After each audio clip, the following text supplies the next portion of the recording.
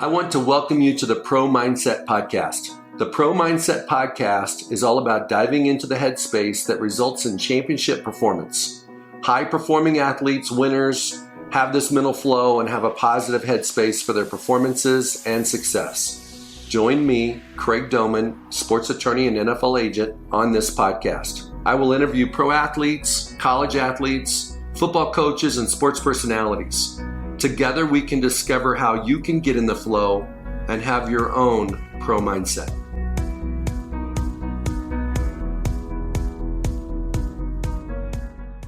Today, my guest on Pro Mindset Podcast is none other than Mike Minter, head football coach at Campbell University. Mike has been a champion his entire life, all the way back to the fourth grade, winning a city championship in football, winning the state championship in Lawton, Oklahoma, winning the national championship a couple times in Lincoln, Nebraska, winning the NFC championship with the Carolina Panthers in the NFL. He's coached two high school state championships in Charlotte, and he just knows how to set a foundation, build a blueprint that leads to success. And he's going to cover that today, and I'm going to briefly give you a sneak preview. Phase number one is you've got to learn how to compete. The players have to learn how to compete, and everybody around the program has to learn how to compete. Number two, you have to learn how to win. It's a group of qualities. It's a mindset. Three is players need to learn how to continue winning, sustain winning. Everybody can win once in a while. Everybody can get lucky once in a while, but not everybody can win continuously or have a pattern of winning. And number four, if you do those first three, it naturally leads to winning championships, building dynasties. So without further ado, let's welcome Mike Minter.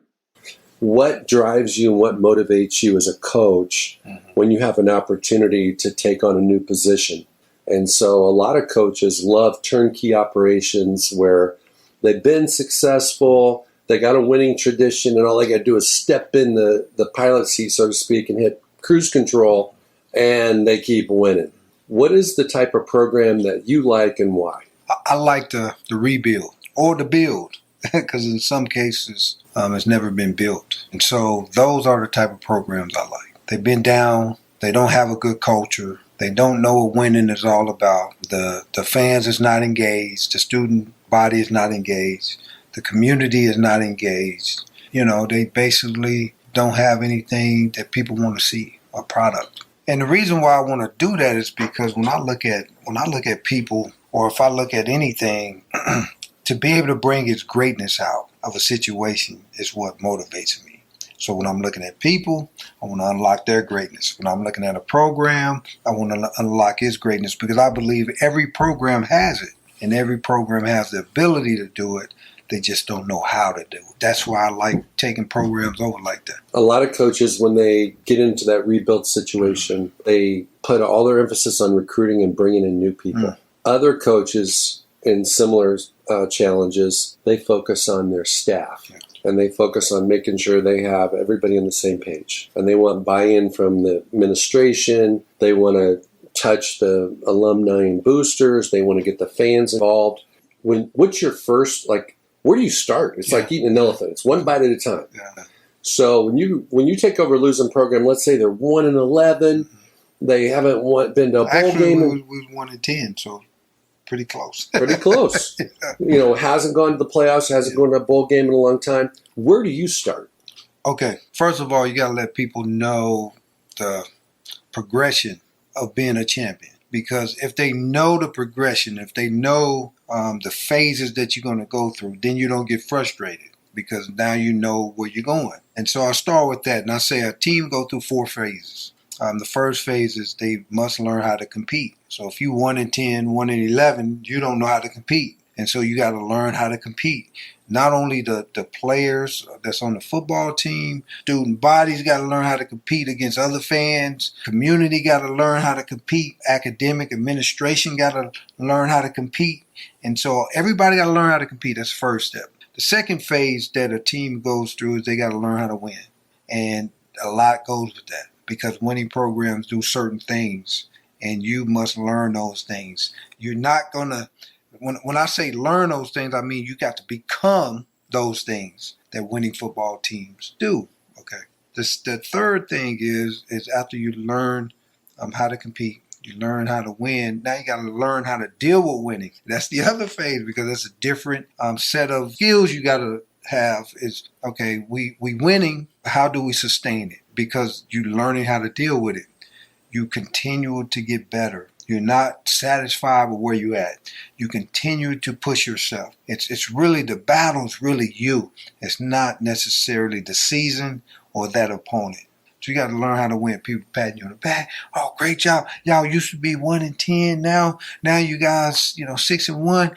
Oh, great job. Keep it. Now you got to learn how to deal with that. You got to be able to block it out, continue to do what you're doing, and not get caught up in it. And then the last phase is you got to learn how to be a champion. Now, learning how to be a champion means you do it all the time. Okay, your competitive greatness is in everything that you do, and you winning championships year in and year out. Every year, your name is in the hat. It's been talked about when it talks about championship. North Dakota State, when you look at FCS football. Alabama, when you look at FBS football. The Patriots, when you look at NFL football. Those programs are at that last phase, and that's where you get dynasties from. And so that's the first thing I do. I got to lay it out so everybody understands what phases we got to go through. That is fantastic, Coach. So number one is you got to teach your players and your team how to compete. You got to learn how to win. Yes. You got to learn how to be a sustainable winner. And then you've got to learn how to be a champion. Do you mind just diving a little bit deeper into what does it look like on Monday morning? What does it look like on Saturday afternoons? What does it look like during the season? What's it look like in winter conditioning, spring ball, summer camp, fall camp, all these different components of the season for a young man to compete? Okay. First of all, you must understand that failure is part of the journey. And you cannot be afraid to fail. That's why people don't compete. This is more mental than it is physical. And so you must change the mindset. And once you change the mindset, now a person can learn how to compete. Because really at the end of the day, it's landing on the line if you're going to win or lose. And then if you lose, you learn and you grow. And then you come and you lay it on the line again as much as you can, and then see the outcome. You look at it and you learn and you grow and you do it again. That's what it looks like every day. Every day you showing up, you trying to beat yesterday you.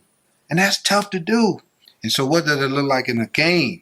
What it look like in a game is, in most cases, when the team don't know how to compete, they get down, they quit, they fold up for whatever reasons. Fight amongst each other, just give up all entirely, right? And so it's a lot going on with you psychologically that makes you quit. And then you say, man, my team quit on me, right? And that's the mindset you're trying to kill when you talk about learning how to compete. Well, two things come to mind.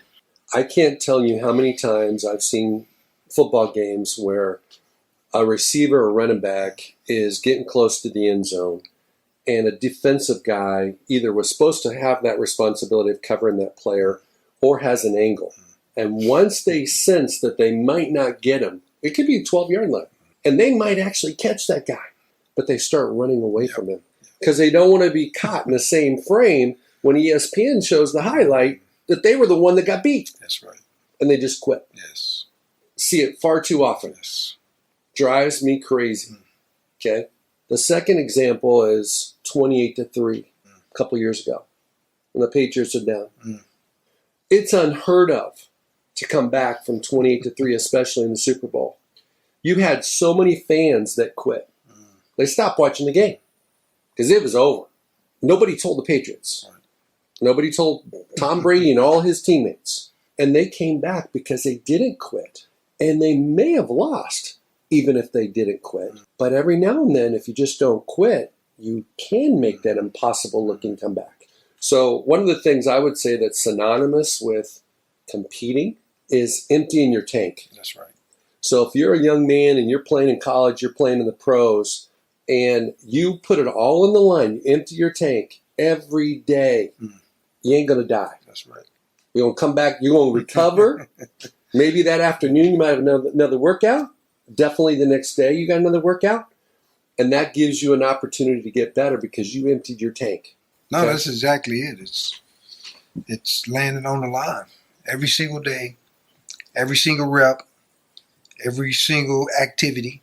If it's school, if it's on the field, if it's meeting rooms, if it's me and you walking from the locker room to the meeting room, I want to beat you and I want to get better and I want to compete. Okay, so that's in the locker room. Yes. Let's talk about outside the locker room. How does that apply to the athletic director? How does that impact the fans? It sets expectation. So when everybody's expectation is set and we know what we're looking for, then we're able to go find what we're looking for. We don't get frustrated. So as a fan, you know, you come and you want to see a team win. I mean, that's why you come to the game, right? It's the experience of winning. Winning makes everything great. Okay. But if we understand that it's all about competing, and competing for a fan is I'm showing up no matter what. It's cold, I'm showing up. It's hot, I'm showing up. It's early, I'm showing up. And I'm showing up and I got my face painted orange and black and I'm ready to go. That's what competing for a fan looks like. See, these crazy fans that you see on TV, they just didn't get there. Right? They had to start somewhere. And that football team had to start somewhere. We don't want the fan that comes on board once we learn how to be a champion. No, we need you at the beginning. And so you have to compete. And so what you have to do is say, I'm going to be more crazier than the other fans. Okay? When they come play us at our spot, regardless of what our record is, I'm going to be there. That's the buy-in that you need for your fans. That's how they compete. Okay? You look at your athletic director, and what he has to understand, or she has to understand is that I have to do everything I have to do to give my football team the resources for them to be able to compete. That's what it looks like for the athletic director. Anything that comes up, anything that needs to get out the way, I'm there to get it out the way so it could be smooth for y'all can go compete. Okay? It's hard to compete or try to learn how to compete when you got obstacles and hurdles and all these other things that has nothing to do with football in your way. So the athletic director has to learn how to compete by knocking down the hurdles, knocking down the people that's in the way. I got to move everybody so we can have a clear path at competing in football games. And that's what it looks like for an athletic director. So we compete on everything. We compete on, hey man, Kennesaw State has this. We need that too. Okay? And so in recruiting, it's the same way. And if we all competing at a high level, administration, athletic director, coaches, players, then the program go up. Program go up, then we can move to phase 2, which is learning how to win. Are you enjoying the podcast interviews we do here at Pro Mindset? Then head on over to Bob Rourke's Business Leaders Podcast at businessleaderspodcast.com to hear more interviews like ours, as Bob meets with business leaders from across Colorado to uncover their secrets to success. You'll learn about success in a variety of industries. His podcast will inspire, motivate, and introduce you to the tools and disciplines of elite business leaders. Guests enjoy being on the show because it's informal, wide-ranging, friendly, and candid. Listen, learn, and succeed. I would, just from my observation of watching athletic directors, they need to make sure that they win the arms race. Mm-hmm. They need to be very cognizant of what conference you're in, and you've got to have the best of the best in your conference. Mm-hmm. And if you're a power school, you got to have the best of the best mm-hmm. in the country. And the other thing I would say is that there has to be a great communication wavelength between an AD and a head football coach, because when a head football coach needs a bigger salary, assistant coach's salary pool, that's right. He or she's got to do it to make sure that you can have the best talent on your coaching staff, best facilities, the best experiences on recruiting weekends, official, unofficial visits, yes. All those types of things, because you're absolutely right. If you don't have both the administration and the football team in sync, yep. you can't. one can't do it without the other. Can't do it without the other. You need that support from the administration. Okay, let's jump into winning. Yes. When you're sitting down talking to an athletic director who's trying to reverse course on his program or her program, and they've been through some bad times. They haven't had a lot of success. And they're looking at a guy like you who's like a turnaround artist, turnaround specialist, who embraces that opportunity. And you're talking to them about winning. Describe for us what that means and how would you talk to that person? Right. Okay, so winning is a standard. It's qualities. And so what I call it, I say become the pyramid. Don't learn the pyramid. Become the pyramid. Because when you become the pyramid, you will become a winner. See, winners do certain things. And when you look at our pyramid, the cornerstones, they always come to work and working hard. They always have a plan on what they're working hard on. And they always have purpose behind what they're working hard on, okay? So industriousness is the first thing that a winner must have. So you must develop this burning desire to outwork anybody, outwork your competitor, right? You got to have that burning desire. I will not stop until I get what I want. See, when you create that, now we're getting close to being a winner. The second piece of that cornerstone is enthusiasm. You must have passion. You must have passion for what you do. So this is everybody that's in the organization. They got to have these two things. They got to have enthusiasm. I love getting up. When I wake up, I'm ready to go. Nobody has to tell me to get up. I'm ready to go. When my feet hit the ground, I'm ready to get better. And so the other thing that a team that's learning how to win must have is what we call one team, one heartbeat. They must have relationships. They must have friendship within the team. Coaches, players, coach to player, player to coach, support staff. Everybody has to be on this same one accord of one team, one heartbeat. So we got to get to know each other. So we got to spend time with each other. Yeah, we spend time on the practice field. Yeah, we spend time in training camp and spring ball and those type of things and meetings. But you got to do beyond that. You got to do off the field things together so you get to know each other and create those opportunities for us to create that friendship. And then from that friendship, what you're going to get is loyalty. Now I know you. Craig, I know why you're doing it, man. And if you know why I'm doing it, I know why you're doing it, I got your back. Okay? So you got to create this loyalty amongst one another. And the only way you do that is if I get to know you. I get to know your why. And then a third piece of that one team, one heartbeat is cooperation. Now we can cooperate. You tell me, hey, Mike, you ain't getting it done. You need to do this and that. Well, I'm going to cooperate. I'm going to listen. Why? Because I know you got my back. We know each other. We love each other. And so now you can come correct me, get in my lane when I ain't doing it right. So I can get right back on the things I need to get on, right? And so that creates that one team, one heartbeat. Winning football teams have that as their foundation. And then the second piece is winning football teams have team discipline, okay? So that means that every individual has to be disciplined in what they do in order to hold that accountability. Extreme ownership. So winning football teams, they have extreme ownership with one another, okay? I'm going to hold you accountable to a high standard. This is our standard. I'm holding you to it, Craig. I'm not letting you go down.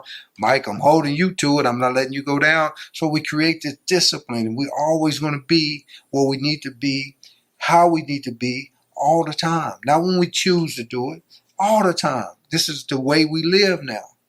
The third piece of that is what we call mental toughness. A winning football team is mentally tough. Not only physically tough, but also mentally tough because it's a lot of things that happen to you in the 5 years that you here as a student athlete. You got to be able to respond to that, okay? I tell people, good or bad, you got to be able to get back to center. So if something good happened, get back to center so you can get back to focus on what you need to do to get to the next play, right? Something bad happened, same thing. So the one who wins is the one who gets back to center the quickest. Because that's the one who's going to be able to focus the quickest, right? And then the piece after that is what we call do your job. Bill Belichick made it popular, but Bill Belichick didn't tell you exactly what that was. That's poise and confidence. Poise is you know who you are, and you're going to be you. Not going to be somebody else. In most pressure situations, when people fail in that pressure situation to show up, it's because they're trying to be somebody else. Say we got a championship game, and we all rah-rah, and they ain't never been rah-rah before, and the team is out of character, and then they go out there and get blowed out because they was all out of character. They was all out of themselves. They talking trash to the other team. Kind of remind me of when we was playing Florida in the championship game when I was at Nebraska in '95. Man, they was talking all kind of trash. We just walked out on the field because we knew we've already been there. We know what it takes to win. All that talking, we poised. They wasn't poised, and it showed. 60-something to 20-something later, it showed that who was the poised team and who wasn't. And then confidence is believing in your work, believing in your preparation, believing in what you already set down within the week, within the year, right? You got to believe in what you're training. And then the last piece is competitive greatness. When you put those 15 blocks together and become those things, now you got a winning football team. Now you got a winning program, and you're going to win at that point. So you're talking about the Mike Minter Pyramid of Success, named after John Wooden? That's right. Okay. Yeah. Well, let me share with you what I see about winners. Winners don't do what D Ford did in the Chiefs game versus the Patriots in the AFC Championship game. Line up off sides and cost his team potentially the game. Team discipline. Team discipline. Just a little mental mistake at the wrong time. Okay? And you see it a lot in big games where guys have they have brain farts. Yes. They just, they are uncharacteristically not themselves. So when I think there's some metaphor here where when a player tries to be better or different than he really is, the performance is less than what he really is. Right. Poise and confidence. And so if you just go out, I've done been a student of championships, tried to figure out how should you approach a championship game? What should be different? The field's still the same size. The ball's still the same. The rules are the same. Everybody still puts on their shoulder pads and helmets the same. The people that treat it as a normal game, they get to enjoy the spoils of their championship afterwards. So from my perspective of studying championships, the best champions understand that the game is not any different than a normal game. It's just that whether you win or not dictates whether you get to go to Disney World or not. That's the difference. Or have a ticker tape parade or anything like that. That's the only difference. That's right. The rest of it's, like when you play a big conference game against your arch rival, let's say it's a team you haven't beaten, it's still the same game. Mental toughness. Mental toughness. Yes.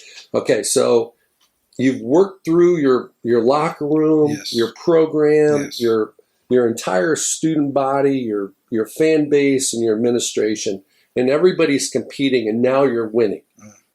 How do you focus on phase 3, which is staying at the top of the mountain? At this point, it's about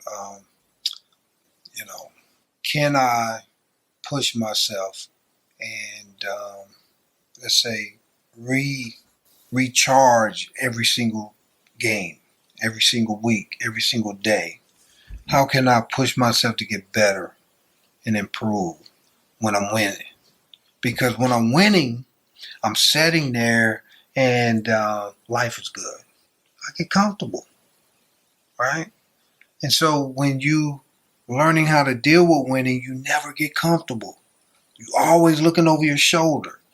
Tom Brady, who's probably the greatest quarterback to ever play the game, 6 Super Bowls, still looking over his shoulder, still getting up every day like somebody trying to come beat me out. I'm going to lose my job. Somebody's going to cut me. Bill Belichick, who's probably the best coach that had never done it, is the same way. And so in order to be that team that learns how to deal with winning, you have to be able to shut out every day, every single day. And it's going to be good stuff because you're winning. Everybody patting you on the back. You got to shut it out and come back as if you're 0-0. Or come back as if you just lost the game. You had the same focus and energy after a loss you got to have after a win. And that's tough to do. Like that's very difficult to do, to erase things that already happened. And you got to be trained to do that. That's why it's a phase, and that's why you got to learn how to deal with winning. One of the things I see when you go from winning to sustained winning is the opponent changes. So when you start winning, you're playing the team a different colored jersey. But then when you become like a dynasty like Alabama, Clemson, New England, the opponent becomes yourself because you got to bring your best self every week. Every game, you're getting everybody else's best shot. You're circled on everybody's schedule because you're the top dog. So if you're just trying to beat the other team, you're going to lose. You're not going to lose every week, but you're going to lose. That's right. But if you bring your best self and you make your competition you, and you let the scoreboard take care of itself, you're more likely to be a sustained winner. No doubt. I mean, that's it. That's what it is. Yeah. Because if you even the Patriots, winning 6 out of 9, and winning the AFC championship, being in the AFC championship game like a decade in a row or something like that, at least 9 years, if not 10, winning their division so many times in a row, it's unprecedented. So they're not just trying to be a little bit better than the Dolphins or the Bills or the Jets. Yeah. They're trying to be the best they can be, and because they're catching everybody's best shot, that's why maybe they didn't look so good at certain times this season, because they were getting everybody's best shot. That's right. Okay, so let's go to phase 4. You've competed, you've won. Now you've won consistently. Now you're entering into this is high altitude time now. Okay, this is rarefied air. This is when you become a champion. Describe for us, how do you become a champion? Yeah. And just so people, in case they don't know, you've been a champion multiple times at multiple levels. Yes. You came a field goal away from being a Super Bowl champion, but you were a national champion in college football a couple times. So you have real life experience. You're not just talking. Right. You walked it. Yeah. So share for us what it really means to be a champion. So I started playing football in the 3rd grade. And from the 4th grade on, I won championships. And you can even say in the NFL, because I did win the NFC championship. You did. Right? And so when you look at every level I've ever been from elementary there, now as a coach, I coached in high school. We won 2 state championships. And so these are the things that champions do. Once you learn that the competition is no longer the opponent, it's you, then you now have to put like a goal that's out there that's like a legacy goal. What has the history say about that champion who's the best in history? You chasing that. You chasing a guy won 6, I want to win 7, right? I want to win 10. Now you chasing legacy type things that the moment don't even compare to where you're going, because you chasing 7, 8, 9, 10 championships in a row. Bill Belichick, I'm chasing way more than Vince Lombardi. Vince won 5, I want to win 6. Okay, and now he got 6. Maybe he want to win more than anybody that ever won it before, right? This is what drives me.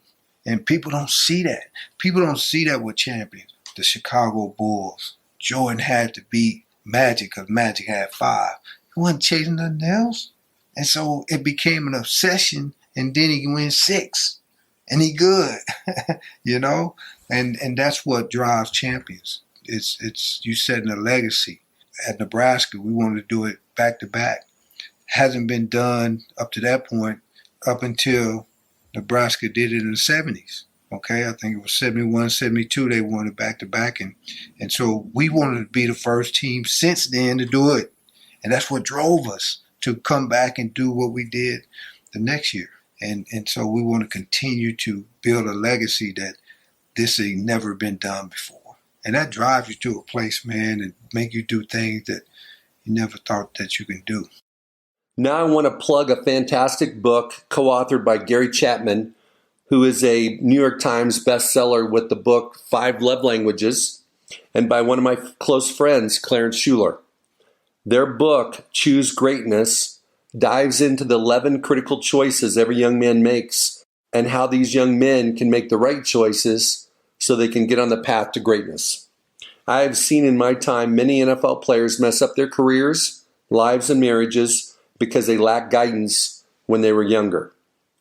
I wish I could have given them this book because after reading it, I have no doubt it would have helped them avoid their pains and given them a GPS path to greatness. You have an opportunity to help the teens in your life choose greatness. You can pick up a copy of Choose Greatness by Gary Chapman and Clarence Schuler at Amazon.com. Well, 2 things come to mind when I think about championship teams and championship programs. Number 1 is they set their goals higher. Yeah.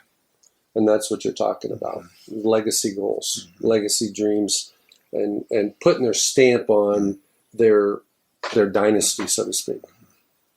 And the second thing is that they have an uncanny ability to reset their hard drive and not rest on their laurels and say, if we don't win this year, hey, we won last year. They're not satisfied. That's right. And they know they're going to get everybody's best punch, but they're ready for it. And they're able to, very few teams can do this. Yes. Very few, like you said, very few teams in sports repeat. Yes. It's remarkable how many times a team wins a championship the first time, and the media comes out and says, "Oh my God, they could win 5. Mm-hmm. They could win at least 3," and they only win 1. Yeah, because everybody brings their best punch, and they don't ramp up their goals. Yeah. Maybe they suffer injuries and other things can come into play as well, but they don't do it. So it's very difficult to do. Very difficult. So just kind of summarize for us the 4 phases. Yep. These are awesome. That's a blueprint for rebuilding or being a turnaround coach for a program that hasn't had success. Your 4-step program. Yeah. Well, summarizing again, it gives people a picture of where you at. So I can always address the team. I can always address the administration on where we at in the phases. Hey, this is what phase we in. This is how we're going to get out of this phase to the next phase. Each team is different. So you don't know how many years, you spend 2 years here, you spend 2 years in this phase, that's not how it works. Each team is different. And so you might spend, 3 months in one phase. The next 4 months, you in the second phase. So it's not a time frame to this. It could be sped up depending on what type of people you have. So if you got people in your organization that really, really want it, and our deal, we was 1-15 when I was with the Panthers. 2 years later, we're in the Super Bowl. We NFC champions, right? That sped up quick. We didn't know how to compete, but we had the right dudes that wanted to learn how to compete. And so we sped up, and in 2 years, we was already learning how to be a champion. Okay, so and then 2 years after that, we was in the NFC Championship game again. And so these group of guys was starting to try to figure out how to become a champion. That's where we was at. And so it's really fun to see the progress. It's really fun when the lights turn on and a football team begin to understand how to compete. And see the momentum, people feel that. Fans feel it. They don't know what they're feeling. They just know there's something going on over at that deal. Well, what's going on is a program is growing from phase 1 of learning how to compete to phase 2 on learning how to win, to phase 3 on learning how to deal with winning, and then to phase 4 on learning how to be a champion. That's fun to me. That's what it's all about. How can you help unlock the greatness in a football program? Man, that's it. That is awesome. Going back to something we talked about a moment ago, we were talking about turnkey programs versus turnaround jobs. Mm-hmm. What's the biggest benefit, satisfaction, impact that you get to make when you take over a program that's starving for a winner? Yeah. Well, it kind of goes into by unlocking the greatness. Is when you unlock it and the potential of whatever that person or that program is, and it's realized, man, that's more satisfying than anything else because you help that happen. You help bring birth to that, right? That's what it's like, man, when you build a program, man. When you unlock the greatness in people, or program, you're looking at it and you're holding it and you're saying, dang, that's my baby, right? And you're so proud of it because of what you put into it for it to make happen. Well, if you take over a turnkey program that's already there, you just babysitting. You just got to be a great babysitter. If you're a great babysitter, then you good, right? Kid ain't your kid, but if you take care of the kid well enough, things still run smooth and you're going to be good, right? Kid ain't bad. Kid is just really good. I'm just really here. I just make sure I feed you. I make sure, you go to sleep at the right time. And I just make sure things stay in order because they was already put there. So I had nothing to do with creating it. All I'm doing is babysitting it. I don't want to do that. That doesn't sound fun to me. I will always love creating, and that's just my nature. Well, one of the things I really respect about coaches that come into a losing program and it can turn them around. One guy who just retired this last year, Bill Snyder at Kansas State, took over a program that was in the toilet and cast a vision and built toughness, competitiveness, all the things you talked about, sustainability, and turned that whole city, university, and even the state around. Yep. And so one of the things that happens for coaches that can turn a program around is that they really can impact the enrollment of the university. Yeah. Because more students want to come. Yeah. I mean, you see it in the NCAA in basketball all the time. When there's a program that's not a blue blood program that has a little bit of success, gets to the Sweet 16, gets a lot of notoriety, they get a huge spike in their enrollment. That's right. Everybody wants to be around to win it. What comes to mind is Butler basketball team. Thinking back-to-back national championship games and losing at the buzzer at a lot of them and had an opportunity. But it created such a profile and a platform for those guys, that nobody ever heard of Butler before that. Now it became a household name, right? So everybody knows Butler and the basketball team, and that's what it's all about. It's when you can take nothing, create something that everybody talks about. That's fun. Thank you for listening to this episode of Pro Mindset. If you enjoyed this podcast, please subscribe, rate, and review this podcast. 5 stars, of course. You can follow us on our website, promindsetpodcast.com, or on Instagram, Twitter, and Facebook at Pro Mindset Podcast. Thank you so much for listening. We'll see you the next time.